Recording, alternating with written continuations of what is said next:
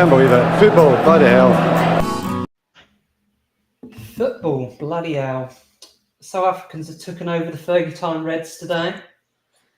I got my co-host Masood here today, and we got a new member. Did you want to introduce yourself?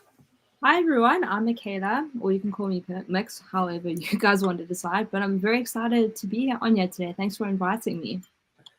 You're welcome. As I say, all three of us from South Africa today. Something a bit different.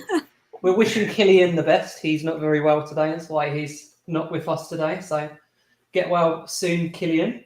But yeah, let's get on with the pod. I thought we'll start with the midweek game and then go into the Palace game, and we've got a few other things to talk about as well. So, Masood, did you want to get us started on the Barnsley game? Yeah, the Barnsley game was a good exercise. I mean, obviously, they were sort of a League One team where we actually scored 7 goals, which is a miracle in itself. I mean, after not scoring goals for a long bloody time. But yeah, it was actually a good performance, and obviously, it was once we got the first goal, we controlled the game, and obviously, it was a game that I enjoyed in a sense because it built confidence in terms of what we can do going forward. And the good thing about that game was Ten Hag rotated the team quite well, I thought, with regards to the players he chose. And I think we're going to see something going forward with regards to maybe Europa League and in the cup games where he's going to have basically like 2 squads or a nucleus of squads within those competitions. In terms of he chooses in terms of players on the field and in the squad for the day. If you looked at before we get into to yesterday's game, if you look at the bench yesterday, there was no basically current academy youngsters that were on the bench as in terms of like previous games where we basically had almost the whole bench of academy players. So it just shows that the injuries are sort of easing off, and we're getting sort of more first team players back, which is a positive. And then obviously there'll be competition for places in each position going forward. So that can only be a positive for the fans, for the club as well. Yeah, I agree with that. It was an amazing performance. I think, as you say, rotation's going to be massive this season. I think we have enough players to potentially make 2 lineups this season. Where last season we couldn't even make a back 4. So we're having to play Casemiro in the back 4. So yeah, we've got defensive cover, we've got midfield cover now with Ugarte coming in as well. Eriksen's playing really well this season. Yeah, great result. Builds more confidence on Rashford as well. I thought 2 more goals for Rashford, which is massive after his goal against Southampton. Too bad he didn't start yesterday, but we'll go into that in a bit. But yeah, what did you think of the game account? I thought it was a really, really good game. I think we controlled the game really well after the first 15 minutes. I think, like you said, the 7 goals was massive for us. I honestly thought we would really kick on against Crystal Palace from that because all our attackers really got involved. Not more necessarily just a confidence for the forwards, like obviously Rashford and Garnacho or even Eriksen. But I feel like also our midfielders needed that as well, in the sense that because they were carrying the ball up really well from the defense, and the team just really gelled well together and moved the ball up really, really well, considering how we have been playing really well bar the Liverpool game. But I thought that game, yes, like you said, it was a League One team, granted, but it kind of gives us a bit of hope that we got that like in there. It's just final details that need to get thrown in a bit. But I was overall really happy, and confidence-wise, I thought it was great. I just hope we can really kick on from that. So yeah. Yeah, 100%. I 100% agree with you. And I think confidence after last season is massive. And I think you can see what Ten Hag's trying to do. Like the last 2 seasons, he's not been able to play the style he played because he hasn't had the players he's wanted. And I know we haven't got all the results this season, including yesterday, which we'll get onto, but you can see what he's trying to do now. You can see the style of play he's trying to play, which I think is massive. I think some fans just need a bit more patience, and I think it will come. I think we will have a good season. Have you got anything else to add on that, guys? No, it's just it was basically a routine win that which we should expect. And yeah, so we looked. We should. I think we find out on Wednesday who then our opponents are in the next round. So looking forward to that as well. And then obviously we'll talk about it later. But then looking forward to the Europa League starting this week as well. Yeah. Also, one thing I want to add is that Ten Hag is rotating a lot more, which is also Mm. giving confidence that we finally got that squad depth that we so desperately needed. And it's starting to show, like looking at the bench yesterday, also in midweek, it was a strong bench. I mean, even like it gives us kind of hope that he can make those changes and we can still be happy about those changes being made. So I'm really happy about that, especially with a long season ahead. Yeah, definitely. 100% agree with that. We have TC in chat. John, if he wants to know your TikTok, we'll put Michaela's socials in the comments below after the stream. So next we go on to the Crystal Palace game. In my opinion, I think we played really well. Same old story compared to last season where we didn't make many chances and we really struggled last season. We're making a lot of chances this season and we just need to finish it. And I think that was the issue. Like we had in that first half, we had some really, really good chances. Garnacho probably should have scored that one. We Delit off the line. There were so many chances in that half. We were all over them the first half, and we just as the same old story, just not taking the chances. Obviously, Hoyland came back, which is a massive positive. Hopefully, he can make us take some of these chances that we're not taking at the moment. What's your thoughts, Masood? Yeah, frustrated, very frustrated with the not taking our chances, man. I mean, I enjoyed that first half. Well, the first 65 minutes, I could say, it's the best we've played under Ten Hag since he's been at the club. We've seen something different compared to last year. I mean, we all remember what happened 5 months ago when we played Palace. It was a horror show just before the cup final and towards the end of the league season. But I mean, it was the performances of that and yesterday were night and day.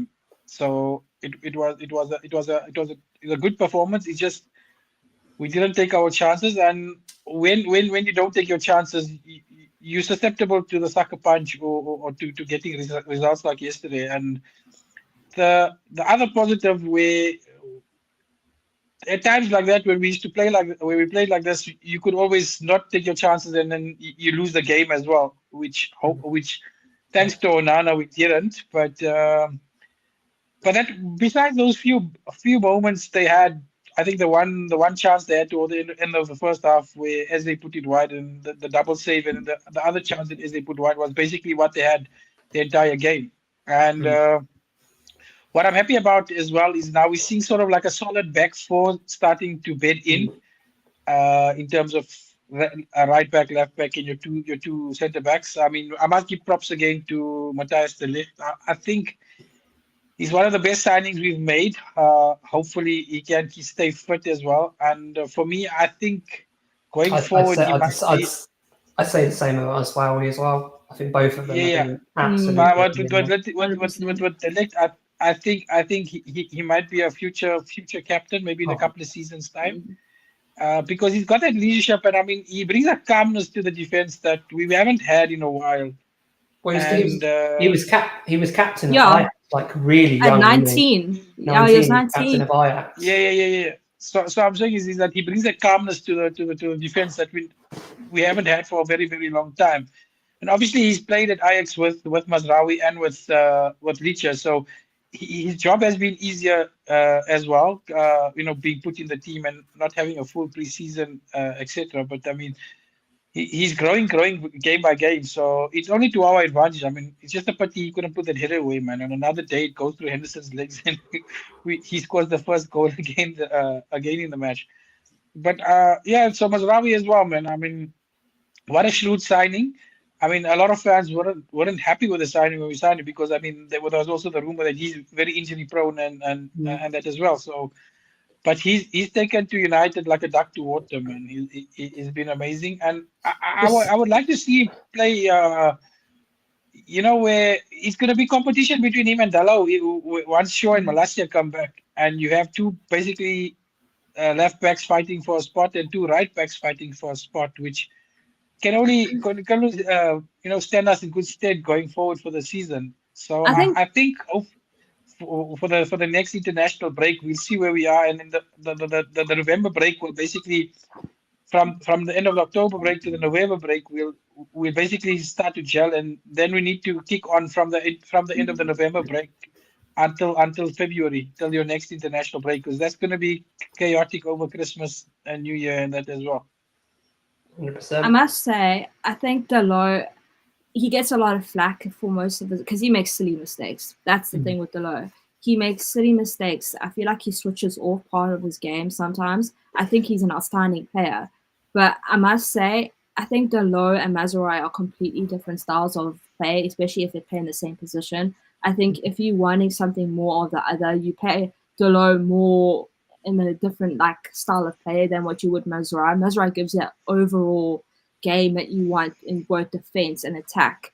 Dalot is really good on Mazraoui's side, especially going forward and having those in-swinging crosses.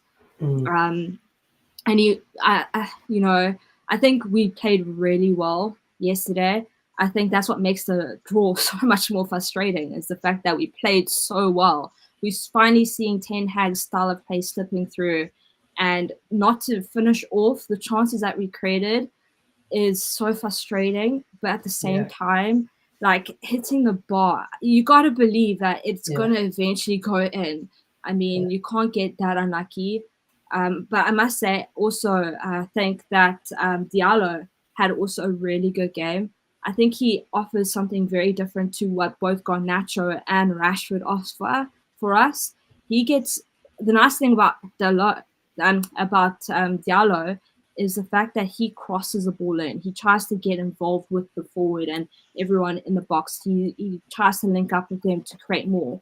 So I feel that he will get Højlund and hopefully Xerxes more goals this season, because as much as I love both Rashford and Garnacho, they're more left and right forwards. They like to, obviously they do create chances, but not nearly as much as what Diallo creates. But yeah, I thought we had a really great game. I thought we carried the ball well from the back and moved it well through the middle, especially with Eriksen. I know a lot of people doubted him being in the 11, but I think he slots in really well with our system. So I think it's definitely going to be a great season forward. I know the results aren't necessarily going the way that we wanted it to at the moment, but there's definitely some positives coming out of our games, and it's going to click eventually. You just got to believe it. We're getting the players in the right places. It's just a matter of time of actually scoring them. Yeah, we've got some comments to read in chat as well. Before we get onto that, I also want to add, obviously we're not scoring the goal, but I want to stress how impressed I've been with Zertsky. I know he's not scored many goals, but his build-up play and his connecting with other players is brilliant. And I think it's been underrated how good he's performed.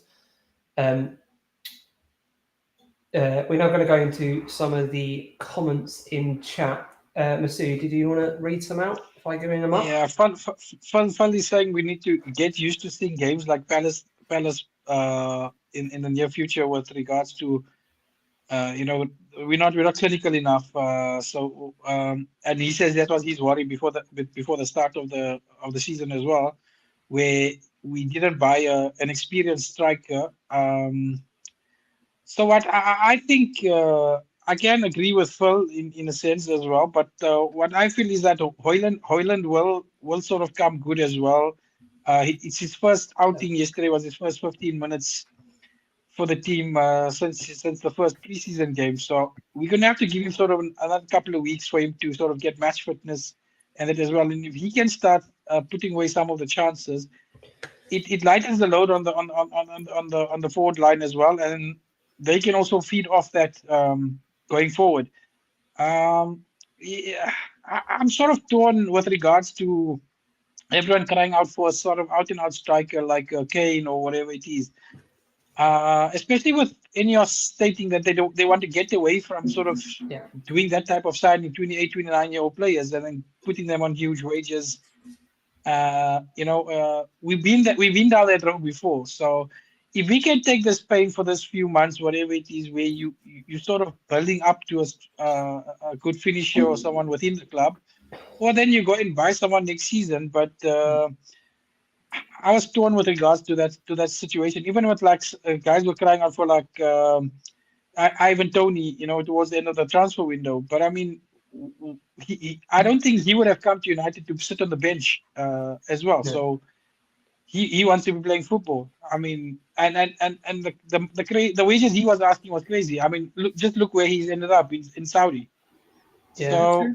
True. 100%. And which other striker is available that you're gonna spend anything less than 80 million pounds on? Just look at Spurs. Look how much they paid for very Solanke. average Solanke. 65 million for Solanke.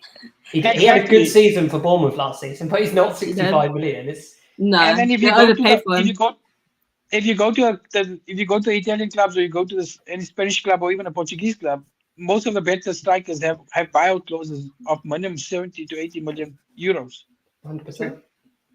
Yeah, So I have a lot of faith in. and we've all Hoyland, seen the figures in the finances last week. So things were tight with regards to PSR and stuff. So I mean, Yeah. we just didn't have the funds to go and buy a striker. So I also like Phil think was that saying, we're going to get frustrated with regards to having same games like this going forward. But we're going to have to just ride out the storm, I suppose. no, true. And also what I think as well that people also don't realize, I have a great feeling that Zerkzee and Hoyland might play like what Berbatov and Rooney played. They're going to feed off each other really, really well. I exactly spoke to someone about that today as well. I think Zerkzee holds the ball up and he creates so well, and Hoyland is going to absolutely gobble those chances up.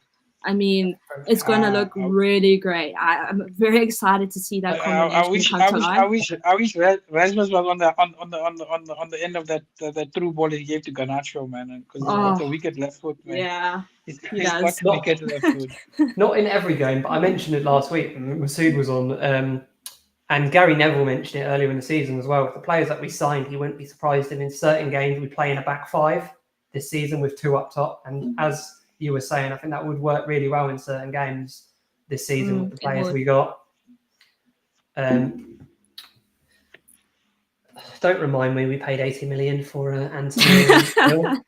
Yeah, to be but fair, that wasn't. That's not on Ineos, Phil. That's not on Ineos. And to be fair, I mean, he didn't play badly in midweek either. I know it was a League One team. He still had a decent game.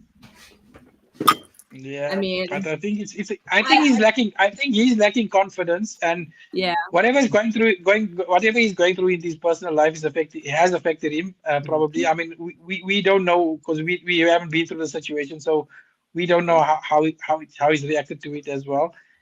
And as well, I think the pressure of playing for United and the price tag has also taken its toll on him, especially with all the criticism that comes with it. So he needs to be a big boy and sort of suck it up and maybe prove us all wrong. Yeah, definitely. Yeah, true. Ooh. I was watching the same game. I stand by my theory. I think listen, don't get me wrong. I don't think he is worth what we paid for him, and he certainly hasn't shown it. I'm not saying he is a great player. All I'm saying is the fact that he hasn't played much this season, and he came in, he took his penalty well, he created some chances, he seemed good in some games. So for me, I don't think it was a bad overall game for him. I mean, listen, I would still prefer to obviously play Garnacho, Rashford, or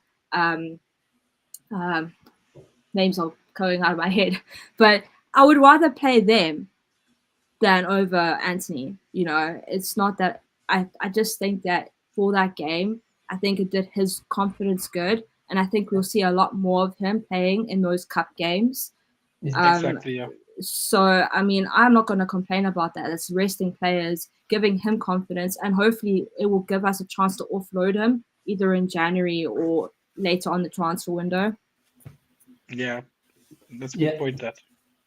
Yeah, I did make a note as well. What did you guys think of the challenge from Martinez? Definitely not a yellow.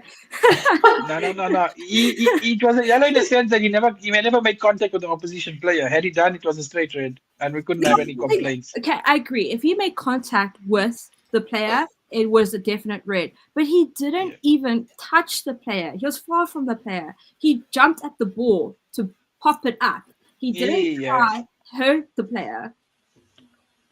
Yeah, but it was reckless. I mean, if we look at today, what happened with who got sent off today? It was a reckless challenge, but it happens, and I think on another day it could have been so much different if he got the red card. But he didn't touch the player. So for me, it could have went the other way. But he was a lucky boy in a sense because he had a sort of rush of blood to the head with that tackle. I mean, he had no business going into the tackle like that.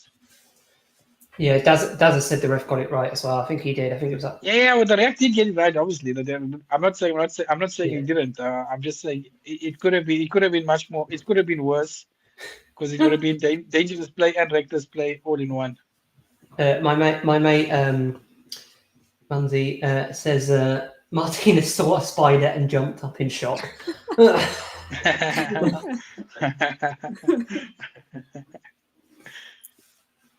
Yeah, the stats were not sure. The thing is, I have seen less people being sent off for less or getting cards for less. It was reckless, and Martinez should know better. But he didn't touch the player. But the fact that it was reckless, I kind of get why he got the card. It's just, it's one of those things, Also, I feel like with certain teams, the refs are a lot softer. I feel like with us, they are like a lot harder on us. I don't think we'd see that if it was, let's say, a Man City or a Liverpool team. If a player did that, would they get a card for that? Because they didn't touch the player. 100%. Yeah, it's consistency. It's like another thing, yeah. I could do a whole podcast on VAR consistency and refs, but you mean inconsistency. Yeah, inconsistency of the refs. But moving on, Anana's double save. We were speaking about this a little bit before we went live. Amazing double save, and he's had great performance in the game, except for the Liverpool result, which was not great. But I don't think that all the goals were against him anyway. I think that was just bad team performance.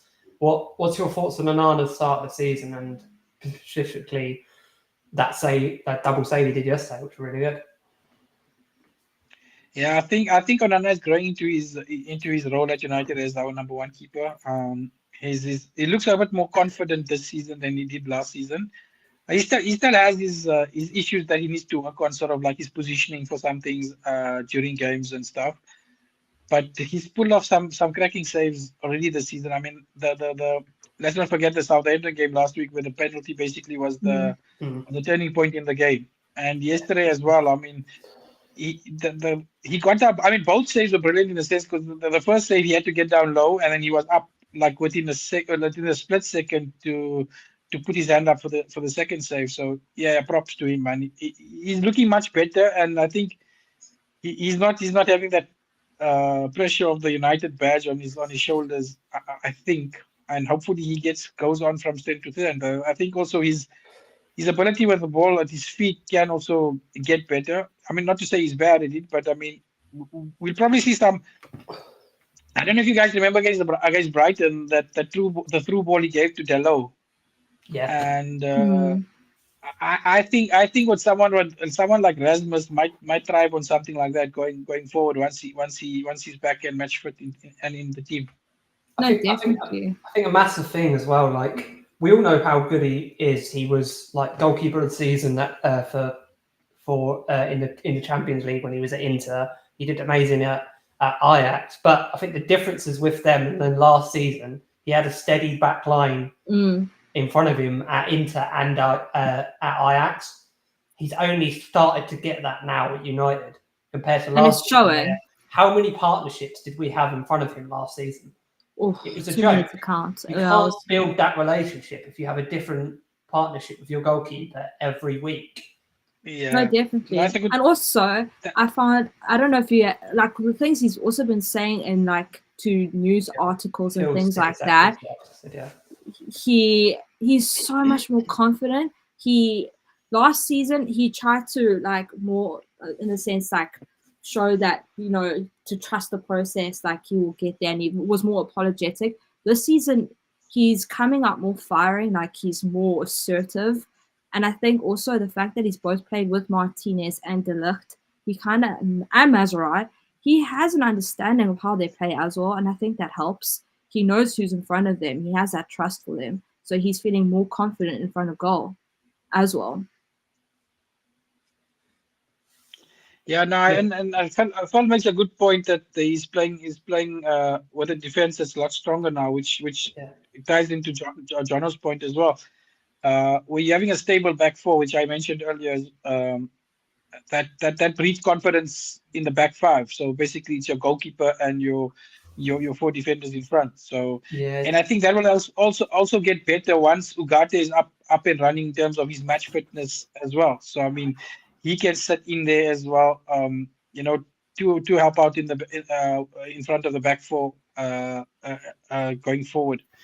So that will also be a help to Onana, where he knows he can position himself outside the box if need be when you are attacking, because you have that sort of solid defensive defense in front of him.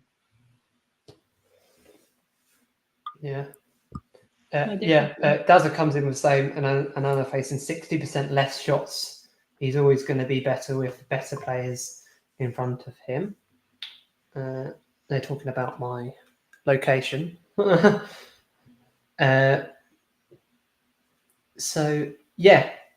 we move on from the game, though, there was a comment here I wanted to bring up from if we play like this, we did. If we play like we did and put the balls in, like this, we'll beat Spurs. Yeah, I agree. 100%. Right. They're not been great, no. They can be easily torn apart through their midfield. Their midfield and defense is very easy to break through, and I feel like we have enough pace to actually break through it quite easily. It's just a matter of finishing off our chances. But I think definitely if we score first and take our chances a lot better, 100% feel like we could put at least 3 past Spurs. 100%. Yeah. And also our mate Ange likes to carry on attacking. He doesn't like to go defensive. So that's a big help if you go one up as well. Yeah, true. Hassel definitely us in that game. He also says Ugarte needs to start against Spurs. Yeah, I agree. Definitely, I agree with that. I have a feeling he's going to start. He's going to start Casemiro and Ugarte in midweek in the Europa League game. So Ugarte will probably get maybe 60-70 minutes in prep for the Spurs game, because we're playing on Sunday. So he'll have that extra day to sort of rest in it as well. I also feel like against Spurs we will be playing. I think we'll leave out Mainu. I think he needs much needed rest, and I feel like he could play Eriksen in Mainu's role with Ugarte. It'll be Ugarte, Bruno, and Eriksen in that midfield. That's a possibility. I reckon he's going to go very strong. We'll go on to those 2 games in a second now. Masood has put 2 things here on the agenda as well. What did we think of Bruno? Do we think Bruno was frustrating yesterday? Do you want to get us started on that, Masood? Yeah, I just feel. I mean, I'm Bruno's biggest fan. I love the guy to bits. But yesterday he just maybe he tried too hard in a sense. Once he got frustrated in the game, but he was too quick in trying to do everything. He didn't put his foot on the ball and sort of relax. Even that chance he had towards the end of the game where he kicked it with the outside of his right foot. he could have took a touch and basically, he sort of shot properly in the sense where he instead of taking it first time. But I think yesterday he tried the too many intricate Hollywood passes and flicks and stuff where it didn't come off for him. Okay, on other days it will come off for him and he looked like a genius. But yesterday was very frustrating. And him as the captain on the field, he needs to sort of set the example. And I just feel he had a bad day at the office yesterday. I mean, like I said, I'm his biggest fan as well. But yesterday was a bad day. Yesterday was a bad day at the office for him. And I know a lot of fans were crying out, why didn't we take him off? Because he's a Ten Hag favorite. But I mean, they forget when we lost to Brighton, he was substituted towards the end of the game when we were still 1-1 before they scored the injury time winner. So it's not that Ten Hag won't take him out, but he can get taken off, get substituted. But it would have made it. He could have taken Bruno off and sort of left Xerxes on the field in Bruno's role, which could have worked maybe. But we won't forget that Xerxes didn't have a full preseason. No. Even though he was with the Holland squad at Euros, he didn't play a lot of games. So and then he had a holiday as well. So I mean, he's probably still building up his peak fitness.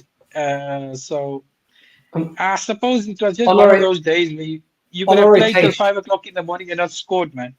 On a rotation as well, like we've all said, like the amount of games he plays is ridiculous. Like 60 plus games he played last season with the European competition as well.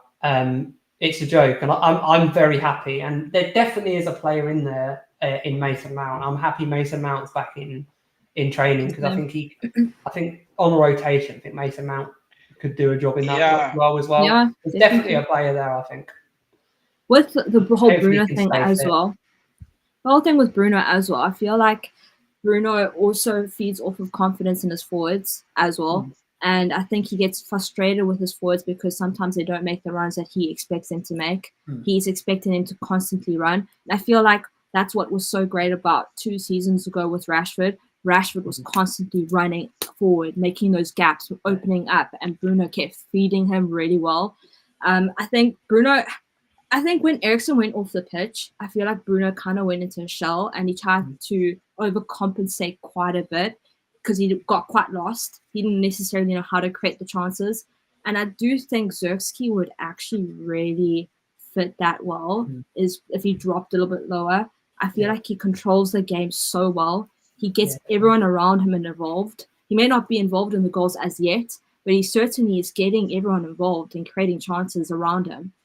He said that himself. He said that he's a 9.5. So he said that he is in the middle of a striker and a 10. And he said that himself. So yeah, 100% agree with you. What do you think, Masood? Yeah, no, 100%. I agree with what Michaela said there now as well with Xerxes as well. I just feel if you look at what the balls that Rashford played through and the space we had in the first half on the left, with Garnacho basically had the freedom of Sellers Park yesterday. I just feel yesterday that could have been a different story had Rashford been on that wing playing yesterday in that space. Perfect segue into my next question. I fully agree. The thing is, it obviously he needs to be rotated because I mean a lot of the guys this was the third game in like 10 days as well. So I mean you need to also freshen up. So I just think he was I think Rashford was in such good form though. It was a bit of I get the reasoning behind it. So many games in so many days, but because he was in such great form, I don't know if it was the right choice to make. Yeah, so let me play devil's advocate. Had he played and got injured, then we would have been having a different conversation. No, that's true. We're having a different conversation. So that's very true. You can't look once you rotate as a manager and stuff. Sometimes you're going to get it right. Sometimes you're going to get it wrong. I mean, your every decision is not going to be perfect and it's not going to be 100% correct. So it's just frustrating, man. I mean, we could have walked away with a 3 or 4-0 win yesterday, man. We could have. I 100% agree, and that kind of segues into my next question. What you were talking about with Rashford there. My next question was: do you think he picked the right team, and do you think the subs were right? I think the subs were not.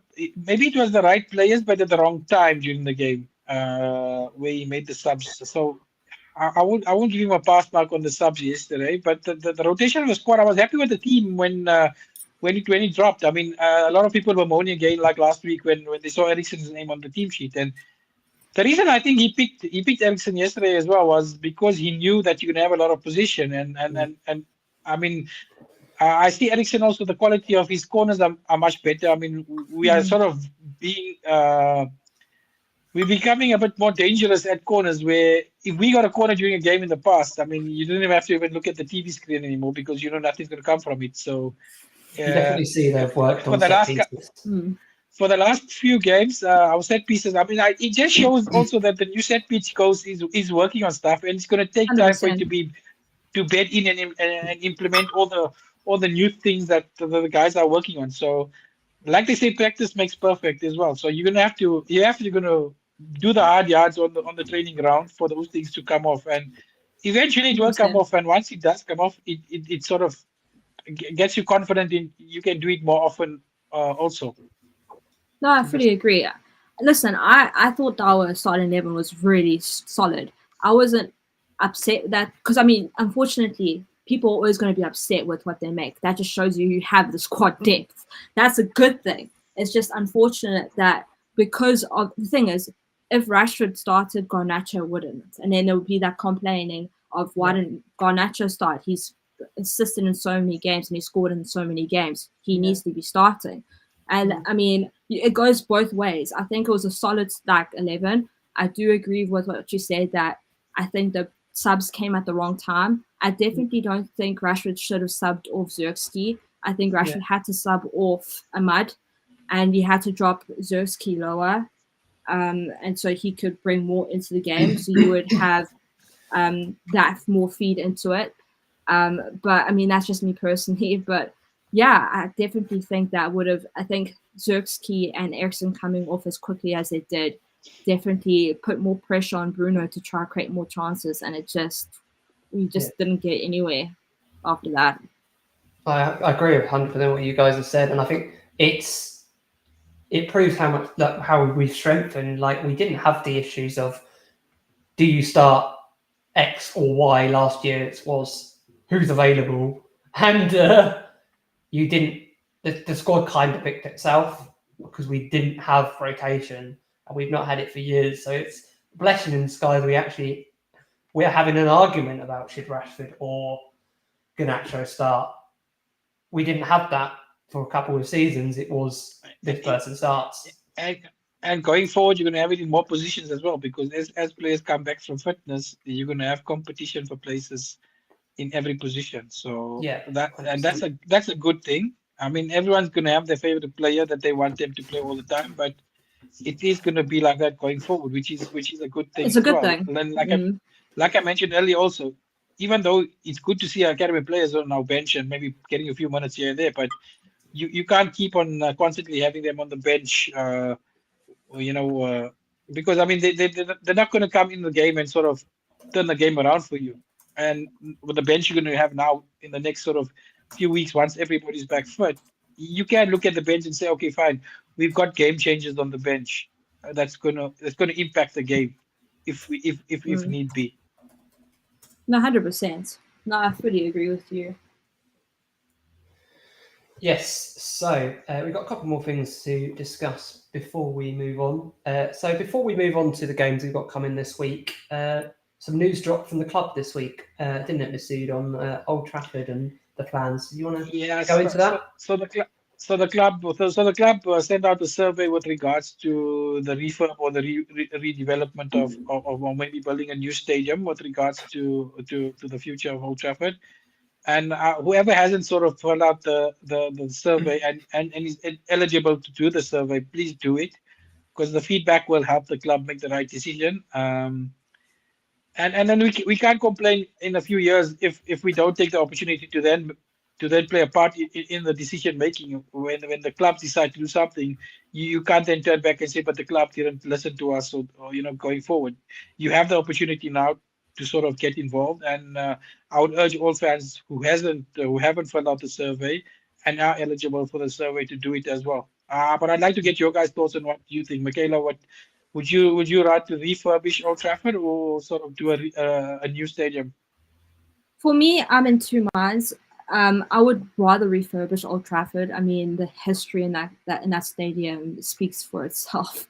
I mean, getting rid of such an iconic stadium is just not something I'm willing to do. So I would rather refurbish it because I think we do have a stunning stadium. Nothing can come compared to the stadium that we have at Old Trafford.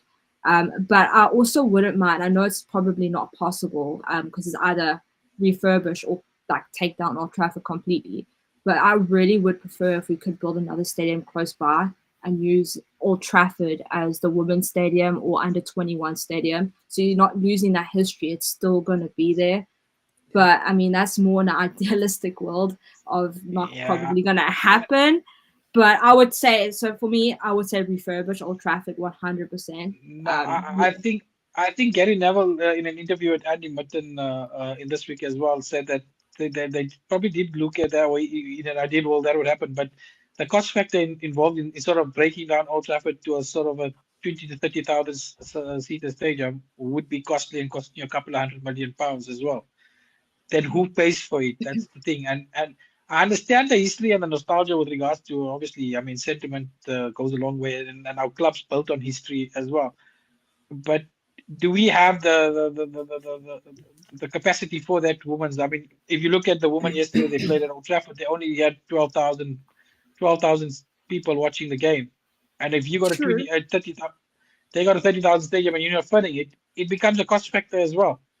True, but at the same time, the women's game is growing bigger and bigger each season. No, definitely, 100%. I completely agree with. And the more you're successful, the better you get crowds and stuff as well. I mean, true. I fully get that as well. But I'm just saying, I don't think they'll fill up that. I agree with you. I don't. They're not going to. I mean, unless you drop it down to a 15 or 20,000 stadium, then maybe you can still do it. But leaving it as a 30 to 40,000 stadium, I don't think you're going to have that because I don't think you get it anywhere else in the world. I mean, there's only two places. There's a place I know that has two stadiums in one city, and that's Everton in Liverpool, where it's Everton's Goodison Park and Anfield. But even Everton are moving away from there now with all that history as well. Because think about it going forward. I mean, if you look at a new stadium, it's not just going to be for the football. Obviously, if you look at what Spurs do with regards to their stadium in terms of concerts, in terms of baseball, in terms of NFL football, it's generating income for the club in a different way. They're also talking, I don't know if you've seen, the developers they're talking to is the same people who's developed the Olympic Park in London. So that is exactly that they're kind of like City are doing now. I don't know if you've seen the plans for City, but they're building like so that's what I'm saying. City village. I think that's similar to what United are looking at doing. What the local council and stuff. That's what United want to do with all that land around Old Trafford to sort of maximize sort of income for the local area. Besides United as well, so I wouldn't be surprised if there was like a big museum. Like obviously they got the small museum at Old Trafford at the moment, but if they maybe use parts of the old stadium in the museum, maybe I don't know. Yeah, so it's going to be a frustrating decision once it comes out. I mean, it's just because of the sentiment and stuff, but it'll be a heartbreaking either way. Yeah. And the thing is also with regards to if you guys go into research of what will happen if we do it will take longer to refurb Old Trafford than to build a new stadium because the building is over 100-something years old. And you'd have to do it in 10, 15 years again. And then you lose out on revenue because you don't have your full stadium as well. And they're also wanting to extend it. They want more seats as well. They want 100 there we plus go. capacity. I mean, if you have 100,000 seater stadium with basically 20,000 sort of hospitality seats, where you can generate a lot of money, and that will be sold out week in and week out. Exactly, that's the thing. So I suppose it's a catch-22. Obviously, for us fans, obviously not close to the area, not going to Old Trafford week in week out. I mean, it's sort of a. It's maybe we too easy in terms of what we can do and what we'll accept. I mean, a lot of season ticket holders and people who grew up in the area, it's quite different for them. So I get the sentiment in it as well. It's just obviously what's to the betterment of the club going forward in sort of in your medium to long term strategy. That's what we have to look at. One thing I will add, and like obviously Masood said, make sure and we'll make sure we share it on Twitter, the documents from the club about filling it out. But it annoyed another Pacific channel, which we all know, we all hate him, was going on into. He was talking about it the other day. I saw a clip, someone clipped it and put it on Twitter, and every fan's opinion counts. But this individual from this other channel was attacking this fan because he had his opinion was that we should move Old Trafford, which everyone's entitled to that opinion. But because his opinion didn't match his, he was going at him for having that opinion. And I don't think that's on. I think every fan is entitled to their own opinion on it. And that's why the club are doing what they're doing. I think 100%. And it's just a process to get to the right decision. And obviously the club are going to make the decision themselves. So they're going to listen to the fans. And you know what? The thing is, fans must also realize that United are a big business as well, besides being a football club. And sometimes like CEOs and owners are going to make not popular decisions. And like the whole bringing in like an Amazon or like a changing an Old Trafford name. Yeah. You can also. I mean, the thing is, I heard Andy Mutton speak about this also with regards to the naming of the stadium. I mean, 20, 30 years ago, that would have been like a taboo. But the world has moved on to where we are now today. I mean, and how do you fund the stadium if you're not going to have a sponsor there to sort of give you that boost of funds? Well, he's tried to go to the down the road from Old Trafford, you have Emirates Old Trafford Cricket Stadium. Yeah. True.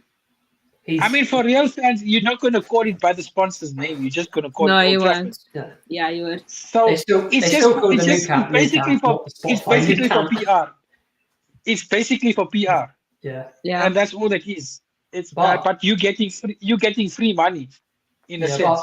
Barca fans don't call the new camp the Spotify new camp, which it is now. They still call it the new camp. Yeah. That's exactly my point. So if you have a company silly enough to give us sort of 300-400 million pounds, I mean, I'll take that.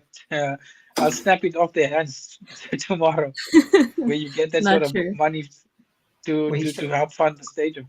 Well, I don't know if it's still the same. He was trying to go to the government money. He was trying to go to. No, but you see where people are misunderstanding that, Jono, is that the government money will be for the infrastructure around the stadium. It's not going to be for the basics for the stadium itself. Yeah. And a lot of people are sort of jumping on the bandwagon to sort of criticize United, looking for handouts and stuff where they don't need to. But it was never going to be the government's funding United's new stadium. Even if you look at the Spurs stadium, there was sort of City of London funds involved in sort of outside infrastructure, in the precinct around the stadium. So it happens everywhere. It's just that because it's United now, fans are going to like rival fans and pundits and that are going to moan for the sake of getting famous as usual, man. Yeah. Anyway, let us know what you think about that in the comments and online. We are now going to end with talking about the games we've got coming up this week. So we've got 2 games this week. We've got our Europa League game and our game against Spurs in the Premier League. So back into European football. What do we think about the game in the Europa League this week? Going against Ten Hag's former team. Yeah, I think this is a competition Ten Hag's going to take quite serious and try and win. I mean, it's sort of a sort of backdoor into the Champions League. Obviously, if your league position is sort of critical in a few months, but I think we can, and it's going to be a different competition compared to the seasons previously because of the new system, and you don't have Champions League clubs dropping down into the Europa League anymore. Yeah. So you are sort of basically almost the favorites for the competition, and I think we're going to see a lot of maybe youngsters and sort of experienced players like sort of Casemiro playing a lot of these games in the Europa League. So I definitely think in the group stages, because they're just adding more and more games that we spoke Games. multiple times. Yes, So I think you're playing rotation is- 8 games. You're playing 8 games. You're playing 4 home games and 4 away games. So Yeah, that's Yeah. 8 games. That's 2 more than you used to play in the group stages before. And the thing is, you're not playing the same teams home and away. You're basically playing one team away and a different team at home. yeah. So it's going to be interesting how it develops, and then let's see what happens. But I think it's a competition we should try and go all out to win. I agree. I agree.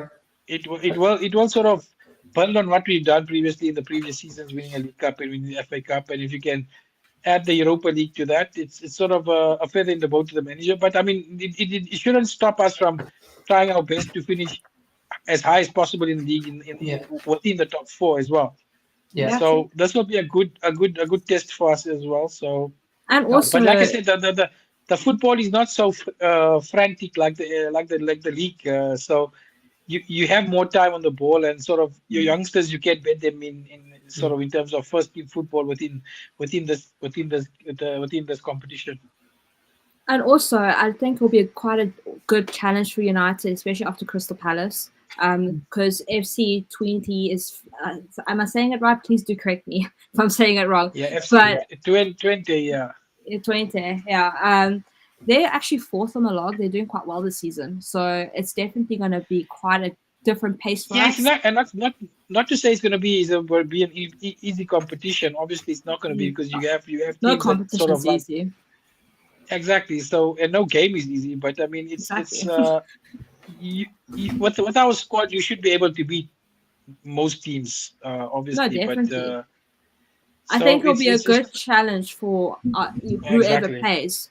I think it'll be a great challenge, great place for our subs and switching around to get more game time into the tank. Yeah, And, more you know, rotation. Yeah. Exactly, and hopefully help with our goal scoring woos. Hopefully get more confidence into our attackers. I mean, we need it desperately, and I mean, scoring in a cup like Europa is certainly going to do a lot more confidence than what it would have done in midweek. Do you think it'll start Hoyland?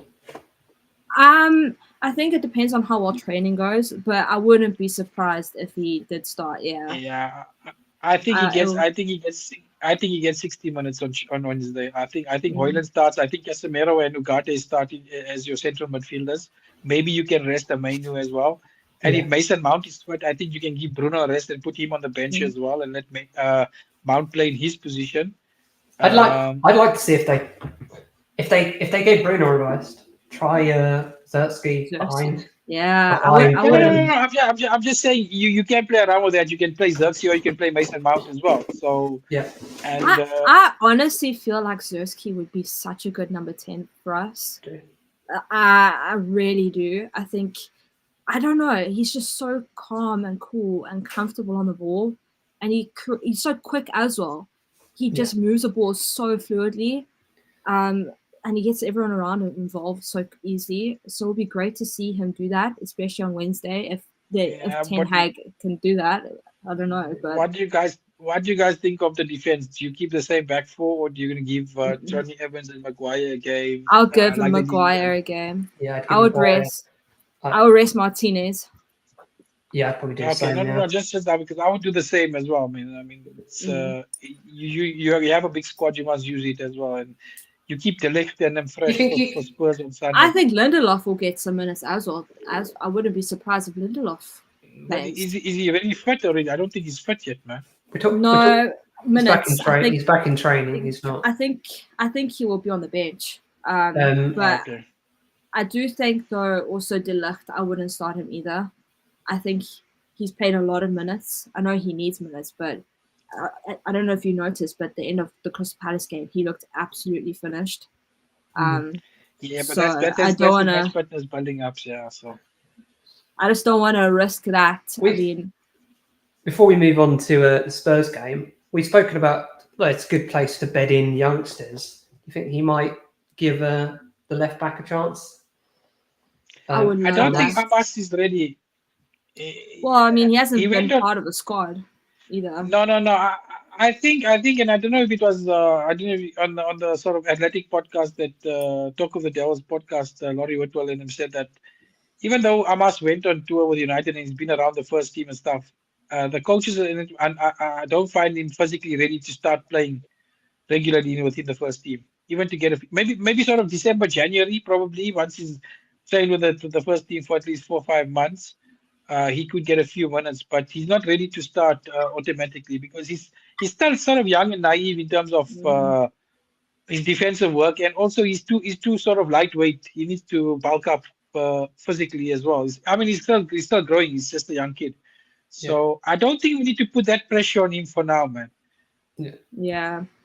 I do think listen, preseason, I think he was a top player for us. I definitely would like to see him at some stage get some minutes for us, but I don't think we will see much of him this season.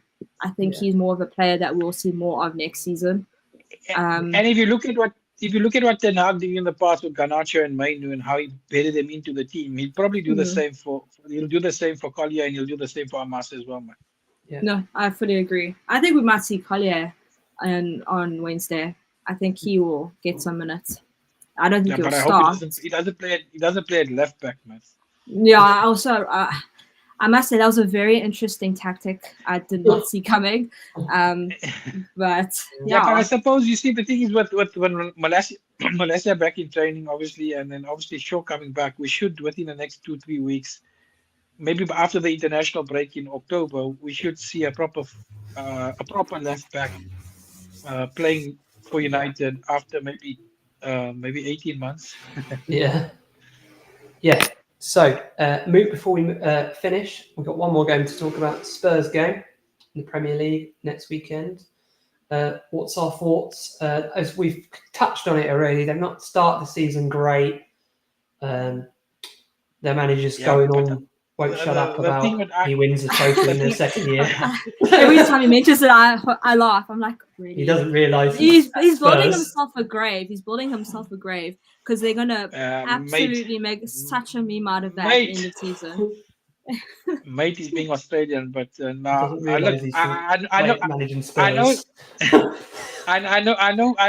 know they haven't started off the starter of the season great, but it just somehow happens that when teams play United, they basically turn into the 1970s Brazil team. So everything then gets put on full throttle and all cylinders, and they're playing United like they meant possessed. Yeah. But I think if we play like how we did yesterday and we can just finish 1 or 2 chances, I think we can beat Spurs. I agree.